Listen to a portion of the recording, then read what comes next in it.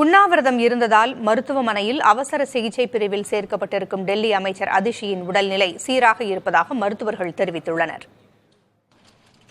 உண்ணாவிரதம் இருந்ததால் மருத்துவமனையில் அவசர சிகிச்சை பிரிவில் சேர்க்கப்பட்டுள்ள டெல்லி அமைச்சர் அதிஷியின் உடல்நிலை சீராக இருப்பதாக மருத்துவர்கள் தெரிவித்துள்ளனர். டெல்லியில் கடும் தண்ணீர் தட்டுப்பாடு நிலவி வருகிறது. இந்நிலையில் தங்கள் மாநிலத்திற்கு உரிய நீரை விடுவிக்க ஹரியானா மாநில அரசை வலியுறுத்தி டெல்லி அமைச்சர் அதிஷி கடந்த 21ஆம் தேதி உண்ணாவிரதத்தை துவக்கினார். 4 நாள் உணவு உண்ணாததால் அவர் உடலில் சர்க்கரை அளவு மிகவும் குறைந்ததை அடுத்து லோக்நாயக் மருத்துவமனையில் அவசர சிகிச்சை பிரிவில் திங்கட்கிழமை மாலை சேர்க்கப்பட்டார். தீவிர சிகிச்சைக்கு பின் அதிஷியின் உடல்நிலை சீராக இருப்பதாக மருத்துவமனை வட்டாரங்கள் தெரிவித்துள்ளன. அதிஷி மருத்துவமனையில் சேர்க்கப்பட்டுள்ளதால் அவரது உண்ணாவிரத போராட்டம் முடிவுக்கு வந்துள்ளதாக ஆம் ஆத்மி எம்பி சஞ்சய் சிங் தெரிவித்தார்.